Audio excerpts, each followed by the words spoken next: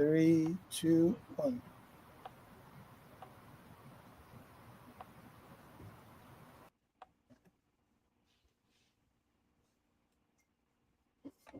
Okay, one, It's one. two. That's two. And let me make sure that is three. We are three. We are on episodes, what's this, 25, 26, Stefan? 25, Yeah, 25, my friend, episode 25. 25, season two. Welcome everyone to Roots, Heart, And soul, baby. and Soul, Roots, Heart, and Soul podcast. Todd Chef Todd Richards, of course, the illustrious Chef Stefan on Heritage Radio Network, and we are you're in Orlando, right? I am in Orlando. Okay, You know, and I wanted I to, I, go ahead, I wanted to yeah, bring this up to you, man. go ahead, I yeah, had the pleasure of watching this series on Netflix called Chef's Table, right? And yeah. I and know that one and very well. and one of the chef featured Uh, was Kwame Onwuachi. yeah, And I love his story. I love his struggle and consistently his success. correct. And I'm hoping that there's going to be uh, much more like these series that features some of the great black and brown chefs that have that are gracing the food space, because I think there is so much stories to be told in that level. What's your take on that? Well, I remember when Mashama, Mashama was there, on it, Yeah, I and remember that things like too. that, I remember that too. and so there's always a story to be told. I mean, that's why Roots Heart Soul exists. That's why Soul exists. That's why we have great people like yourself on here. Tony Tipton Martin on here. People who understand this, that we have to tell these stories, and that's how we got to episode 25. Because we're doing our own part as well. Season two. So it's And not like we're removed from that conversation either. absolutely, and so gracefully, I have to mention that March is Women's History Month, and we have had so many amazing women, incredible women, who have done so many great things in the food space, and we need to celebrate them and take our hats off to them. Yeah, I saw the post that you did. I think it was yesterday, and highlighted some of the people that we had on the show. V. Shireen. Of course, Zella Palmer, Tiffany Berrier. So I mean, I think that that not only are we champions of us as a collective, but as individuals, we are champions of the culture as well. Which why we have the illustrious, the great, my friend, the person who actually cooked the sea urchin recipe out of soul, one of the few people that was brave enough to do so. Here on Roots Our Soul podcast, episode 25. and, Go ahead, and Chef and you know Stefan. and as I talk Yeah, about and as I yeah. talk about as I talk about Mm, this Netflix series, mm, it's so fitting that we have somebody like uh, Therese Nelson here with us. And I say Therese because mm. it's a French name, and my mother was named Therese.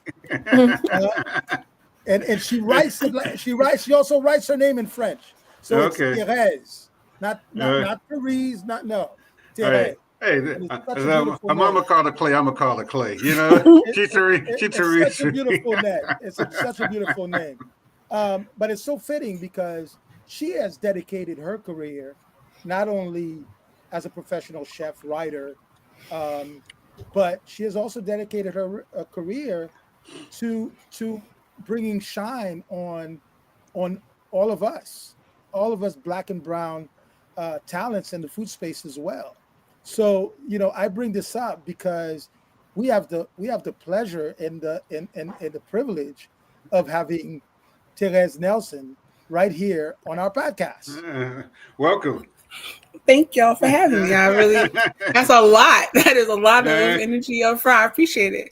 But yeah, I've been listening, so this is a very, very huge honor to be talking with you gentlemen this evening. And I've been a fan. I've been a fan for as long as I can remember. Um, I've followed her since, since she's had her page on Instagram. I've been on her website. I see the work that she's doing, and it's such, so amazing to have someone like her and so many others who not only have done so well in the food space, but who has also brought light and shine to others in that food space. And like you always say, Chef Todd, you don't need to be just a king. You can also be a kingmaker. Absolutely, absolutely. I mean, personally, I have gratitude because when I, first really started making some headways in New York, even though I didn't live there, it was, there was, you uh, you and Nicole Taylor were the first ones to write about it. So I went to the James Beard House and was doing, the dinners and stuff there. So, Stephan, go ahead and read the bio so we can get in this conversation. Absolutely, man. Absolutely, man. You know, Absolutely. only Stephan could do a bio. It's like I it's was, like Dark. I feel like I'm a little nervous. That's right. Oh, Don Cornelius can do only Don Cornelius can do a Soul Train, and only Stephan can do your bio. So A native of Newark, New Jersey, but she was based in Harlem, but she's now moved back to New Jersey. Therese is a chef, writer, podcast host, and founder of BlackCulinaryHistory.com. She started her culinary career after graduating summa cum laude Summa. and fellow alumni of Johnson and Wales University. J-Dub. That's right. With degrees in food service management and culinary arts. She has worked for major hotel groups, and in 2006, she joined an all-female team of the Get Them Girls Incorporated. Using her culinary expertise as a recipe consultant for the company, they've created 2 branded books, The Get Them Girls Guide to the Power of Cuisine and The Perfect Get Together. Her food has graced the tables of global brands such as Black Enterprise, BET, Rock Nation, and more. Founder of Black Culinary History, a website and social network established in 2008 to connect Black chefs across the African diaspora, to promote and share the work of her colleagues, and to preserve the legacy being constructed by Black food creatives for future generations. Wow. Unbelievable. Thank you for that. That's great. So you're back in Jersey now. I am. It's really sort of full circle to be back home at a time that is critical, and to appreciate how profoundly Black and historic my city is. And I don't know, just it's been a really healing, beautiful time to be back here. I mean, so one thing I don't think that people, everyone talks about New York, Harlem, and everything like that. But what's the food scene in Jersey? Like, what really defines it? So here's my revisionist take. I left here very quickly after high school, and I don't think I appreciated how Black, like how culturally, like centric my city was. You're talking about the times where Amir Baraka lived around the corner from me, right? Like you're talking about, this is like Harlem East. This was the time where like the Panthers and everything was happening in Harlem was happening in Newark in a way that is so historically poignant. I think about, we got Junius Williams still alive and well, writing and sort of existing in Rutgers. We still got, just there's a particular kind of, I don't know, dissidence, a certain kind of resistance that is just part of the fabric of the city, like a lot of the major Black cities. And I would say that the food here is representative of it. It is maybe not as diasporically diverse, but it's certainly sort of generationally rich in businesses that have been here since the think about every city that burned in 80 and 68. Like, there are businesses that have existed since then and have sort of rose up in that tradition, sort of generational soul food restaurants, generational catering companies. I'm on a hunt for a woman named Cleo Johns and her family. She was one of the most, highly regarded caterers in the 50s, 60s, and 70s. Black woman, Maplewood, New Jersey. Like, she was catering the whole tri-state area. And so the tradition of my personal career on sort of I won't say fringes, but sort of in spaces in food that are less revered, but certainly more lucrative and more sort of generationally sort of stable, exist in places like this. It's a really beautiful thing to sort of reflect on so many years after leaving here. Wow. So, Therese, you've, talking about blackhistory.com. Sure. You've developed really 3 pillars that are seriously important, I think, in the Black food space. One of them, honoring our past, celebrating our work, and building our future. So I want to talk first about honoring our past. Yes. Can you dive a little deeper into what that means and how important that is to who we are? Sure. I think there's a very convenient disconnection between history and our place in it. I'll say one of the main reasons I started the site was personal and, like, not for nothing, selfish. I was a very young chef following chefs like Todd. I remember being in culinary school, back in the days before we had the internet in a really significant way. Working at sort of Marriott properties and Hilton properties, trying to find myself. That you are told, like, you were made to feel like you were a guest in this work. And I knew cognitively that wasn't true, but when you don't have a firm foundation in sort of, or you don't have a right relationship with history, it's so easy to tell the lie of marginalization, and tell the lie of, or believe the lie of feeling like you're other, when I know for sure, like, I again grew up in such a Black city with Black folks all around me who own and worked in food. I was working in hotels with not the executive chef, but all of the chefs who had been in these places for 20 dishes that were iconic in these places, Black and brown men and women, particularly in pastry, like, disproportionately being told a cognitive lie. And so I started from a place of trying to rebut a truth that I knew was inauthentic. I think history is an important grounding point. We have Tony Tipton, we have Jessica Harris, who's been writing since '85 about the sort of foundational truth of our food waste diasporically. We have history does not lie. And I think one of the reasons I started the site was because I wanted to re-people history with us, find the places and sort of sift through the sort of detritus of this sort of milquetoasty, disingenuous culinary history we taught that it erased us in a way that felt ridiculous. And so I didn't want to have somebody tell me a lie. I wanted to know for sure where I existed, where my folks existed, to start clean, to start from a foundation that was primed for whatever else I was going to do.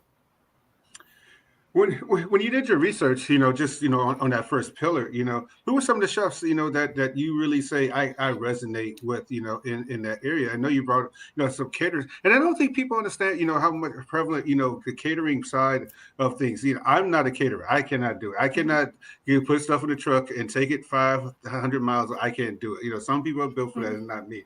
But, who are some of the people that were prevalent, that you found in that history? One of the first places I looked was, because there's the other part. Here's the quiet part that a lot of people won't talk about with reference to culinary history in particular.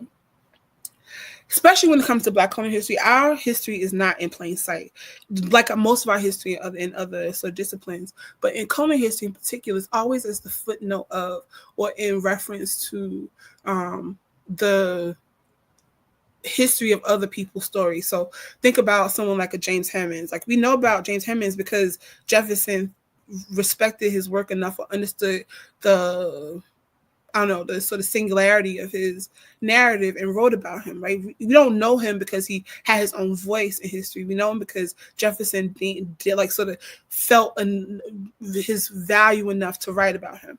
We know Hercules exists because Washington wrote about him, right? So one of the first places that I found sort of a primary voice and sort of a starting point for larger research was Du Bois, right? Philadelphia Negro is one of the first existences, I think, of analysis of where Black life existed in the hospitality space. You read the Philadelphia Negro, it's really sociological, sort of socio kind of political examination of the turn of the century in this country. What did Blackness look like? What did Black culture, Black society look like? And there's maybe a 20-page section where it's like demographic information. And he's telling us about generational caterers. Talking about Haitian caterers who came after the revolution, who settled in Philadelphia and ran that city. They set the culinary tone and taste for Philadelphia for 2, 3, 4 generations at the point Du Bois is writing about them. To then cut to 2 generations past Du Bois, where are those families, right? So anyway, Philadelphia Negro is probably one of the most underrated but really fascinating examinations because it's hard facts. We're not asking about like flowery narrative or like what we feel about our culture. In black and white, he's telling you who ran Philadelphia, what those folks, what their lifestyles were, how they created generational wealth, and how they sort of set the culinary taste of the time. That is irrefutable truth. And if it was happening in Philadelphia, it was happening in Harlem, Chicago, Boston, it was just the truth. And so from there you can kind of, again, because Du Bois is really the only person at the time who's examining this phenomena, you can deduce a lot, but then sort of find, again, the footnotes, the sort of whispers of similar sort of stories in the footnotes of larger history. I mean, we saw that prevalent, when you look at, the onward west through St. Louis, and then, you referencing those things like that. He even speaks about the Tulsa massacre, but a lot of those people came directly east out of that area. You're listening to Roots Heart Soul podcast. Chef Todd Richards, of course, Chef Stephan here.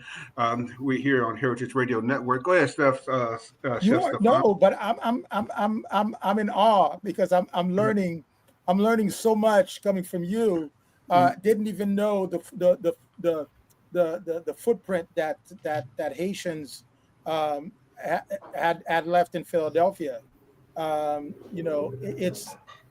It makes me very proud to even know that we've had such a footprint, both in Philadelphia and Chicago, New York City. I knew about New York, but I'm learning so much, and just listening to you. How do you think? And this is it might be a little bit off-topic question, but how do you think Haitians and their cuisine have influenced these areas? Sure. So here's one of the reasons I do this work. I'm very concerned with the stories we tell about ourselves to ourselves. I think that there's Ty, you Stephan too. Like, you tell me whether I'm misunderstood. I want you to think back to when you all were the early 2000s.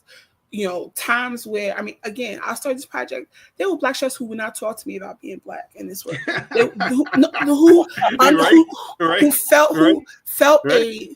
Who felt invested in a mainstream, generic, new American sort of narrative that was decidedly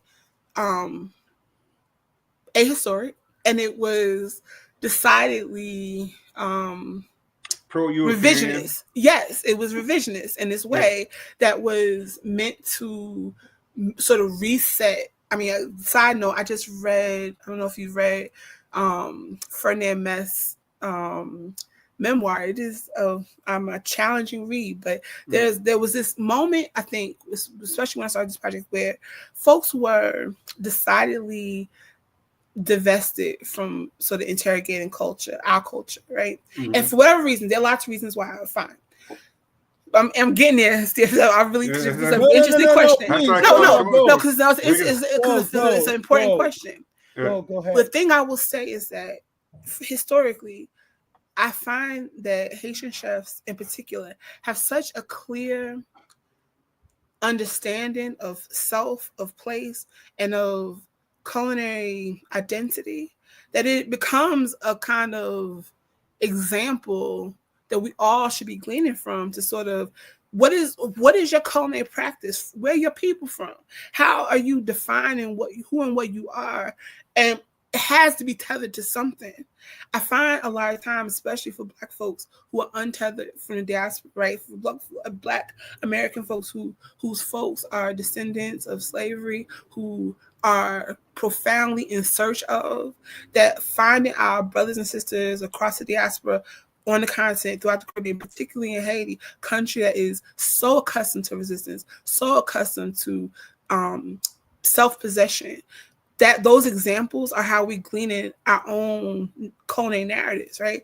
There was a time where we were floundering, trying to find a language for what this, sort of descendants of enslaved life, this sort of Black culinary language was going to be. And I think certainly our brothers and sisters across the diaspora gave us some semblance of, like, I don't know, there's a sort of DNA that we're able to sort of glean from and sort of find parallels to, and empowers us to tell our own stories, to sort of recenter ourselves and our culture first. But we learn it from y'all, right? We learned it from, our diaspora cousins. What I think is fascinating about that is that, there was an embracement. We said about the early 2000s, and we were talking about, Black culture in food.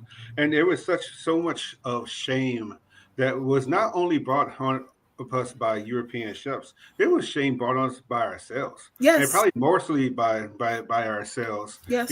Not saying, the high on the hog. And I said, well, you guys worry about higher on the hog or lower on the hog, and we're a group of people that ate the whole hog. So what are you talking, what are you talking about? We know how to use the entire animal for what it's worth. Not only for food, we use it for clothing, we use it for fuel, things like that. So what are we arguing about? I'm going to share a footnote with you. Back in the early 2000s, after I graduated culinary school in '99, I had the pleasure of first I moved to Nebraska, but then I was stationed in the Air Force. My very first station was in Utah. And I became the wait. You went to Utah and you didn't play basketball. Lord have mercy. So I became the catering chef of the Officers Club. And it just happened that the general manager of the Officers Club was Black. Yes. Wow. Okay. And I was the only other Black guy in the whole. That's what I say. In the whole Officers Club. The whole Officer Club. I was the only other Black guy working in that Officers Club other than the general manager. But I'm going to tell you the real story. We did a catering, and we were receiving a bunch of officials. And I got to meet the very first Black chief of staff, 4-star general, Black man. And he came and saluted me, gave me a handshake, and he gave me his coin, which is something that is given really to special people, if you will. So I call myself special because I received that coin from the very first Black 4-star general of the Air Force. Wow. And I couldn't tell you how proud I was. I was so proud. I went back to the Officers Club, showing off my coin. And then I went to my wife at the time, and I said, who's an officer as well. I said, look, honey, look what I received from the chief of staff of the Air Force, and he's black like me. Right. And Oh, that's this a was whole like, story. I didn't even know that. That's a whole story I'm learning and, myself and, right and I'm now. going to tell you, even at Johnson and Wales, there was one black professor. Yeah. One black professor. And he was my very first professor when I started at JW.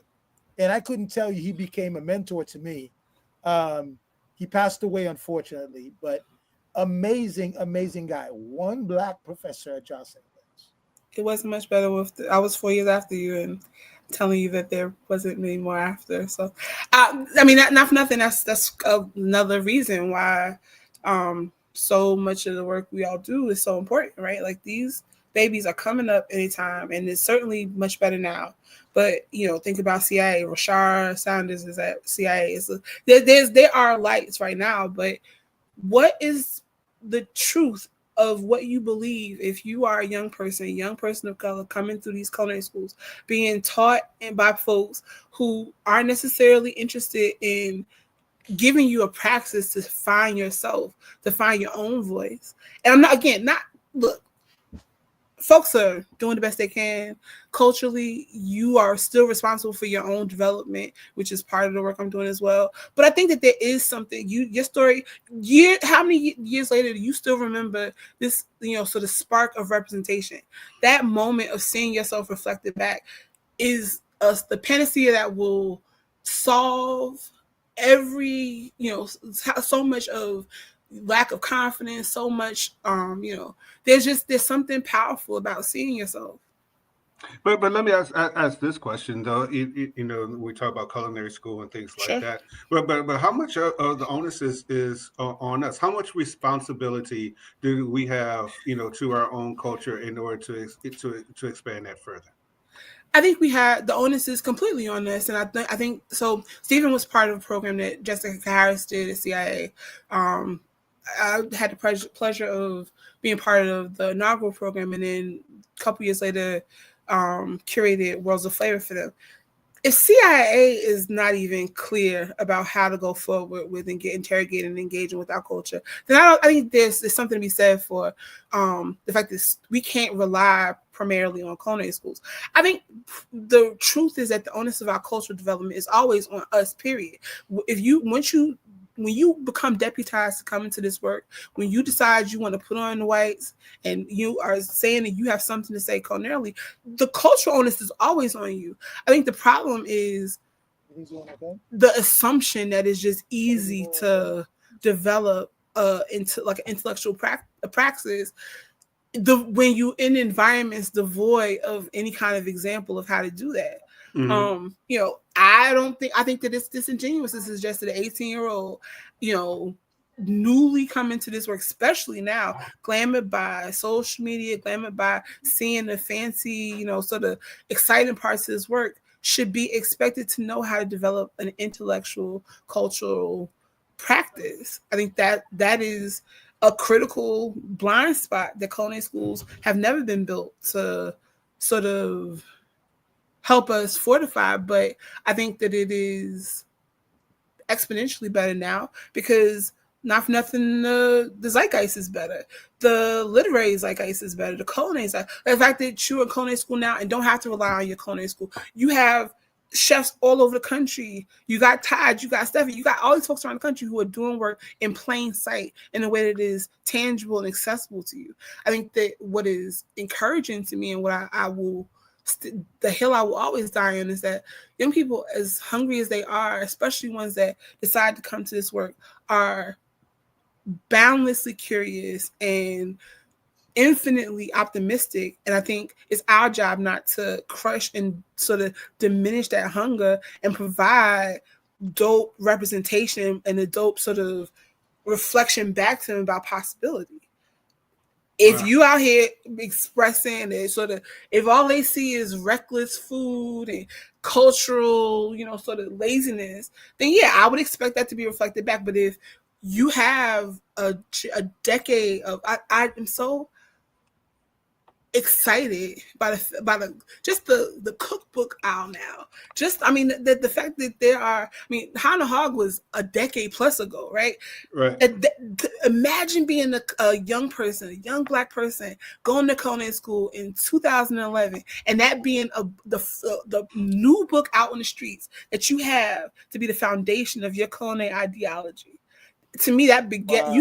you see a plotted point that has begotten exponentially better work, exponentially more engaged young people. Like, I saw a picture yesterday. These young 30-something young women chefs, fire y'all, talking about, just all these really dope young women who are executive chefs in front of operations, all kinds of ramen by ride. This picture, they were all together at dinner. It was like 8 women around this table. And I was like, that picture healed my girl culinary child soul, because I didn't have a community like that in 2000 when I'm in culinary school. I'm sure I know all of the Black people who I was in culinary school with, because there were so few of us that we immediately formed a bond. Everybody's still doing dope, but to have that reflected back, to live in a time where that's what you see on social media, makes you feel like everything is possible. You're listening to Roots Heart Soul. One second, Stephan. Sorry. We're listening to Roots Heart Soul podcast on Heritage Radio Network. Chef Todd Richards, Chef Stephan, with 30 after the hour. This is Women's celebration of Women's Month, and we have to talk about our great friend, Zella Palmer, a Chicagoan, down there at Dillard. Zella is on Heritage Radio Network, and her podcast is Culture and Flavor. And I'll be proud. I'm going to brag on myself here, because I'm the one who brought Zella to Heritage Radio Network in order to be on the podcast and everything like that. Zella is probably one of the most dopest individuals that you ever find. She represents, not only, all aspects of Black culture. She also talks about her Native American culture in the biggest and brightest light. So, make sure that you're listening to her podcast, Culture and Flavor, on Heritage Radio Network. I will second that, man. I will second that. I will third it all day long. Right. She's an incredible lady. Yeah. But it's funny. Having had the pleasure of participating with Dr. Harris in that CIA program that you mentioned was so dope. But unfortunately, it was done during COVID. So, I would have loved to be in that kitchen with those kids. Yeah. To tell them not only the story of the Haitian cuisine that they were preparing, but to really tell them about the Haitian story. And I was able to put a kind of a dope presentation together, but it wasn't near what I thought it could have been if I would have been in that class, standing in front of these kids to talk about Haiti's contribution and its cuisine. I would have been out of this world for me. Well, I will say though, I think I was able to sort of track those kids year on year, and hear back from a lot of them still. And I will say that I think we underestimate how little they need, because the spark of the course we did, it encouraged them and sort of deputized them to then take the research further.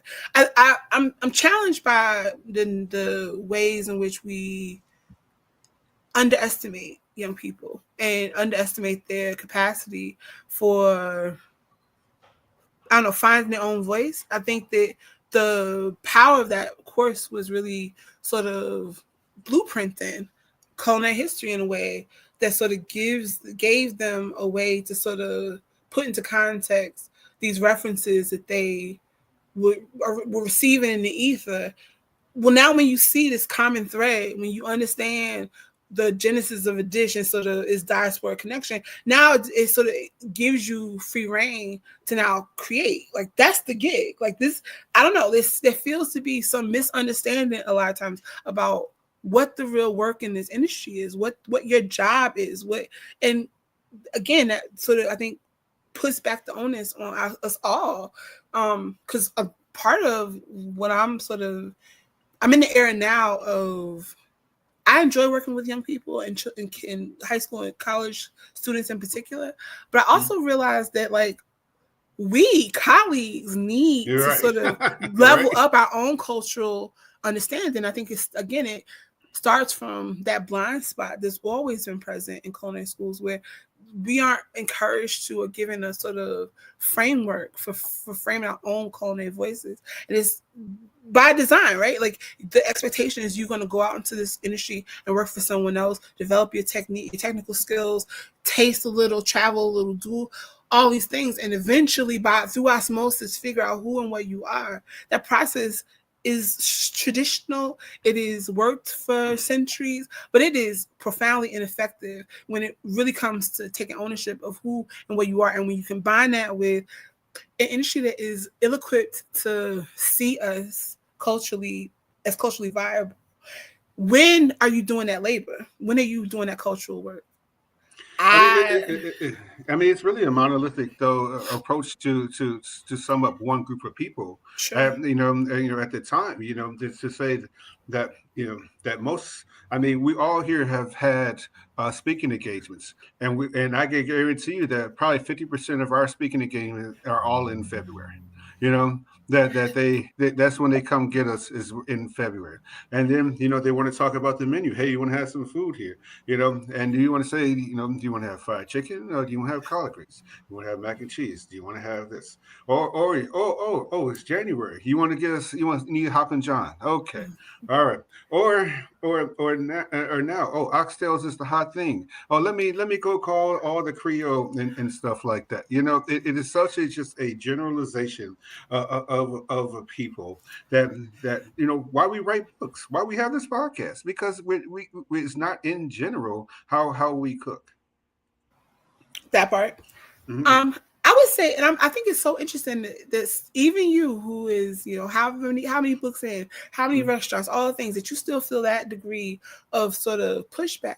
What I will say, and what I think that is encouraging and super sort of keeps me motivated, at least, is that the power of rebuttal and the power of cultural competency on our side makes it so that you are more prepared to have the pushback conversation.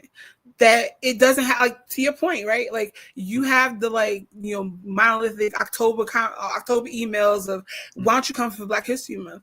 Mm-hmm. There's much more likelihood now that you could say, well, I could come for Black History Month, but why not come in January? Because, my food is dope all the time. Or when you come in Black History Month, to have the subversive conversation that sort of expands the imagination of what folks think our food and culture really is. I think there's something necessary in showing, again, I'm sort of in this, sort of similar to you, in this mind of, I don't know if y'all know Asheville McElveen. James Henman Society, really interesting guy. Yeah. Right. He has this footage of one of the first beer dinners. There was like a Black History Month dinner. Like, beer had just opened in the original location, and it was one of the first Black History Month dinners they went. And it's all of these. It's like Marvin Woods, a couple of people, and they're sort of standing around in this kitchen. They're saying, you get it's like the B-roll. Yep, Timothy. It's the B-roll of this dinner, and it's talking about how, like, real subversive, like, we're gonna do this dinner, but like, maybe y'all should invite us outside of Black History Month. Maybe y'all should, this is cool and everything. We're glad to be here together. We wonderful to cook together, but we also would love to be here outside of Black History Month. And I think that's kind of the point, right? If in the 90s you could push back in that way, that the work, I think, is to still show up in those spaces where we would not exist, and to be Black as hell and be culturally competent in Black History Month and Juneteenth and all the things, but also to be so clear about our sort of cultural footing year round, that the footprint of what you do it lives beyond the sort of narrow imagination, I guess. Wow. So let's talk about the second pillar of what blackhistory.com is about. And we got to Sure. roll through them because Yeah. Which is, which we is took so long on the celebrating. first. No. We're gonna stick with the first two. I think Okay, because those two I think is really important because we've actually touched on a little bit on the future, but Okay. you know we're having this very deep conversation, and I think one of the things that we as a community have sort of missed the boat. I'm not gonna say failed. I'm gonna say we've missed the boat. Is Okay. celebrating each other's work. Sure. I think there is very few of us that are actually doing that. Okay. Okay. I don't know. I hear what you're saying. What I hear you saying is that there is not as robust a feeling of conviviality of like large scale community as you would like. And I can rock with that idea. What I will offer, I guess, is that I am unconvinced that there needs to be, and this is my hot take. I'm unconvinced that there needs to be some massive sort of, I don't know, Kone BET right now. I think what is more useful, what is more valuable, and what I think has been working, and I've sort of been able to track over 15 years this project is nuclear, localized, intentional community building.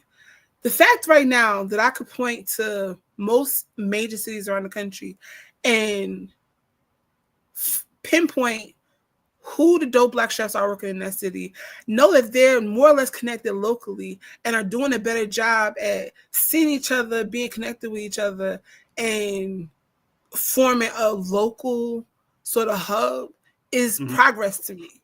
The fact, I mean, think about we lost Wayne Johnson, like very recently, and I think so much about the work he had been doing for decades in Seattle, connecting the chefs that he knew needed to see each other and be connected to one another.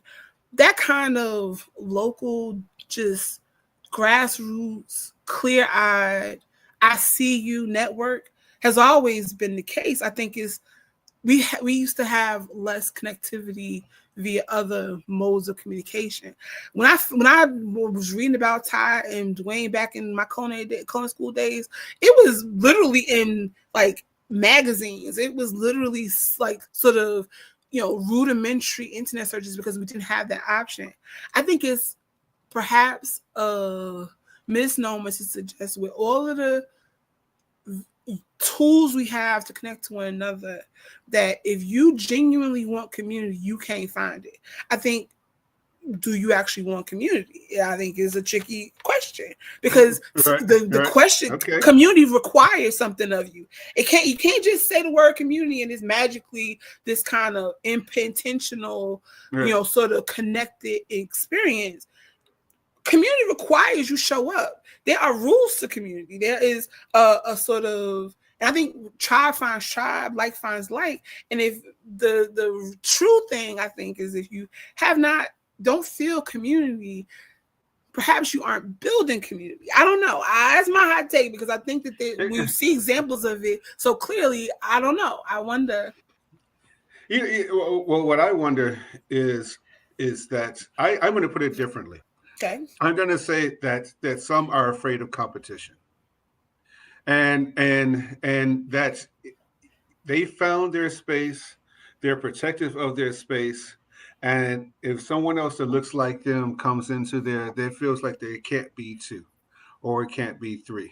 And they don't want to build the community because they need to be a solo act. And we've seen that prevalent in our community. But I was the opposite. I was the one who was the only one. And I said, I can't be the only one. I know I'm not the best one out here, So I got to get more of us in here, in order to. And then I'll let those people lift me up, and I don't have to worry about somebody else's commentary about whether I'm great or not. Sure. I love that. And I guess I'll Mhm. also say that what I meant about like requirements of community is that, like, genuinely speaking, like, I think that there are lots of folks in our work who are like what you're talking about, who genuinely feel anxiety about their place in this very precarious industry, feel anxiety about very limited resources and how they're gonna I'm not taking anything away from people who feel that way. What I'll say is that those folks are great to see. It's wonderful to watch people rise and do well, because it sort of, to me, creates the example of possibility, right? But at the end of the day, if you are not built for community, you should not try to engage with it, because one, it becomes disingenuous. Right. Two, it becomes dangerous and harmful to folks who genuinely believe that you are in intimate community with one another. Don't play at it, because not for nothing, community is how we have built generations of wealth, of resistance, of political action. Like, it was culinary folks, it was food folks who funded the civil rights movement. It was food folks who created the language of Vernon May in the 70s, in the midst of Black Power movement, was giving language to our food culture as part of this larger Black Power movement. And so don't play with community, because it's a powerful thing. If you are ill prepared to be part of community, to come to the table and be a genuine part of this sort of intimate relationship that is so Black and so clearly part of our culture, then you shouldn't play at it. And I respect I hate crabs in the barrel as a imagery, but I respect you deciding what you have capacity for and not playing in my face and my community. Because where I'm from, folks are genuinely from Jersey. But I grew up in a place in a tradition of Mir Baraka and that kind of resistance, that kind of intimate community building, and I don't play about community personally. We're 45 minutes after the hour. Roots Heart Soul Podcast. Todd, Chef Todd Richards, of course, my great colleague and brother, Chef Stephan. We are here on Heritage Radio Network. Chef Stephan, go ahead, my friend. Wow. You have been part of some amazing cookbook projects. I see Black Food with Brian Terry, who I would love to have a copy of that book. I would love to have him on the podcast too. I'm gonna, and then there is a book that you've been part of called Rise, a book that has brought some controversy. Sure. Because one of the recipes that was in the book was used in food. I believe it was Bonnet. It was one of the magazines that he was consulting for at the time, and they use his recipe as a starting point or a definition to pumpkin the Haitian pumpkin soup. Yes, and this brought mad controversy. Yes, and I had the pleasure of talking to him, and I said to him, the thing that you need to understand, I can appreciate and respect that you wanted to give respect and do an ode to the Haitian pumpkin soup jumeau. But you have to understand that this dish is historically intertwined into what Haitian culture is about.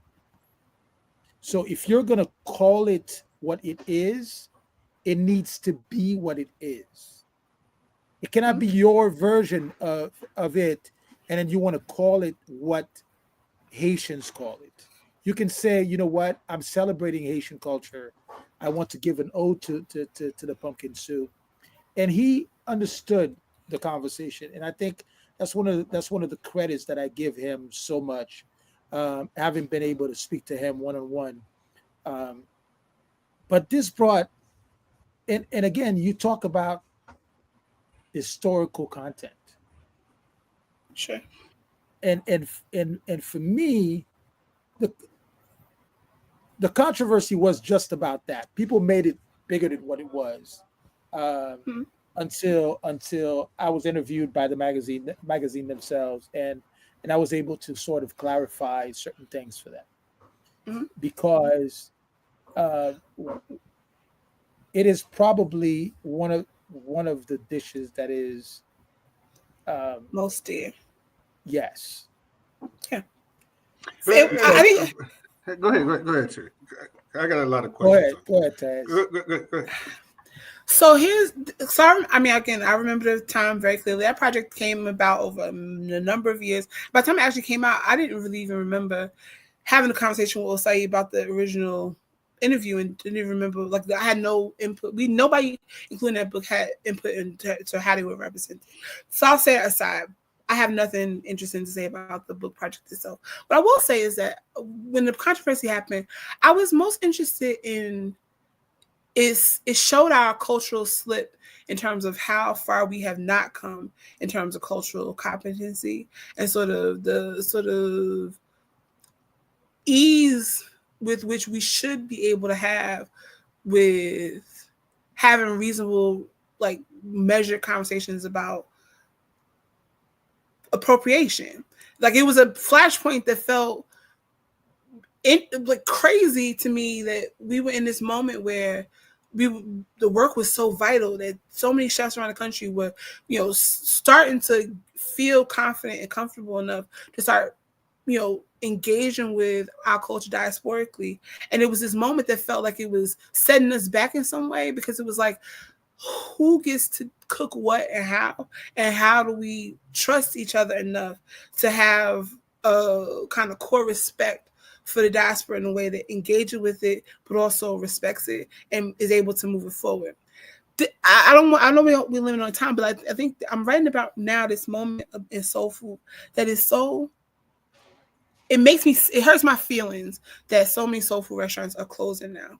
And I think what is Yeah. most true about this phenomena that we are seeing down the vine is that in the 60s, in the you're talking about every city in this country, from LA to North, were burning. And the flashpoint of the end of the civil rights movement into the Black Power movement was this redefinition of ourselves. And soul food became this emblem. It became this moment that sort of canonized what this new thought about what Blackness, what Black power was going to be, what our food was going to be.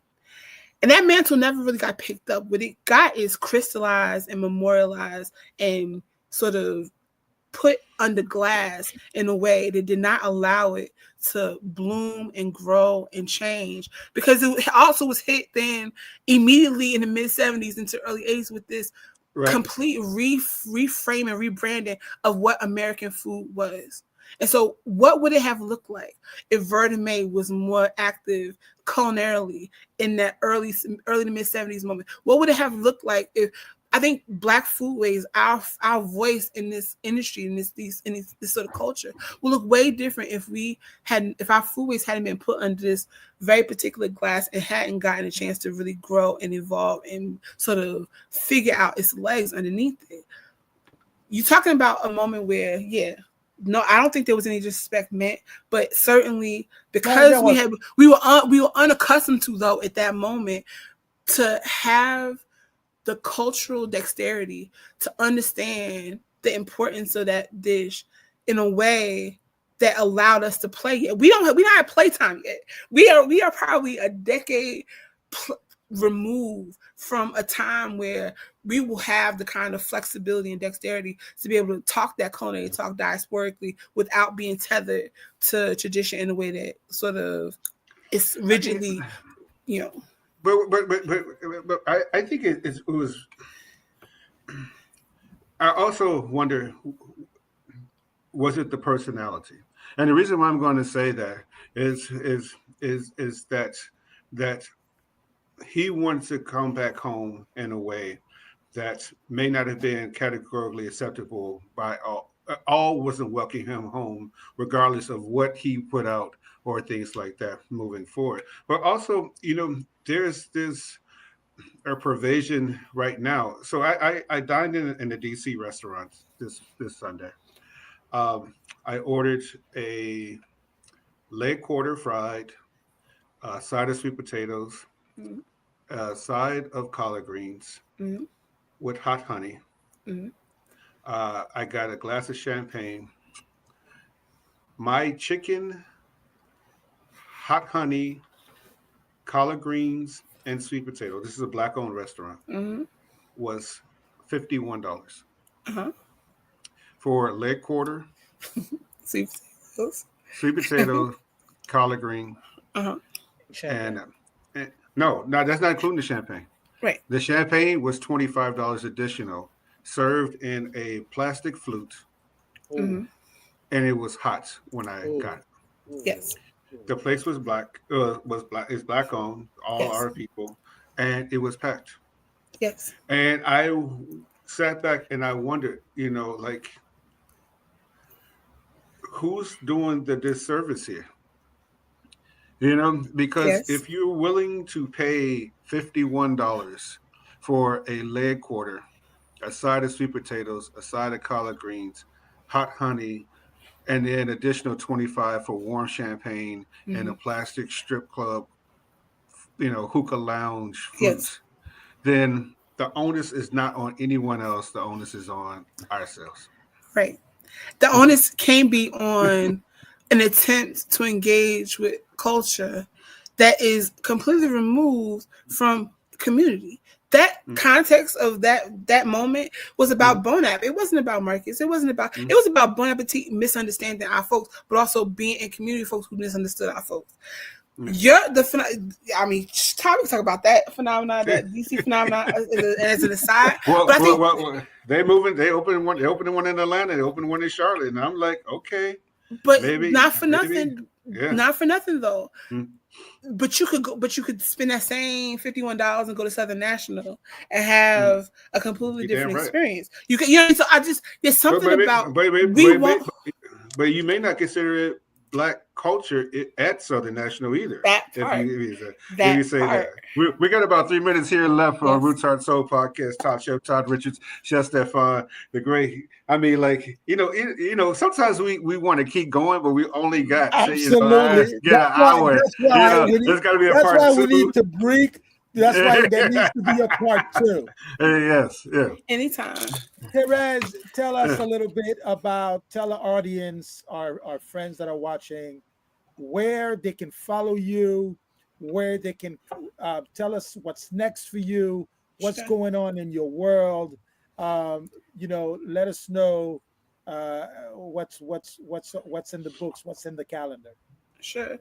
Last 2 years it's really been up and down. I've had some health, sort of stuff going on, but it's really also been a really dope recalibration of like mission, right? Like I'm really focused on my book right now. I've been thinking about this project for so many years, and I have my, got book agent, all the things, and just couldn't quite put a finger on what was missing. And I think this year of thinking has really kind of put me in a really cool place. So if anybody's interested in what I'm working on, just check out my website, blackculinarhistory.com. I'm sort of less invested in the big book deal right now. I'm more invested in sort of show and prove of my research practice. There's something critical about telling our story back to ourselves in a way that gives us all a collective breath and helps us to sort of recalibrate because this sort of hookah phenomenon, this sort of Atlanta brunch phenomenon makes me sad. So I'm trying to help us all be better and sort of be better and do better, but we can't do better and ask people to be better. But we can't ever turn down the big book deals, though. We got to talk about that offline. Stephan, take us out of here, my friend. Ladies and gentlemen, what a conversation we have had with such a great, not only lady, but such a great culinarian in the black and brown food space. I hope that you continue to follow her. You can follow her on IG at Black History. You can also check out her website, blackhistory.com. And we want to thank you. We want to thank you for joining us tonight. We had such a great time talking to Therese Nielsen. We got to have a part two. But if you want to support us, make sure that you follow us on YouTube. Click on the subscribe button. Share our podcast with your friends, with your colleagues, anybody who you think would love and enjoy this type of conversation. Follow us on Roots Heart and Soul Podcast on Instagram, and also follow us, Chef Stephan, Chef Todd Richards. We are here. We love you. Thank you for joining us tonight, and see you next Tuesday. You're listening to Roots Heart Soul on Heritage Radio Network.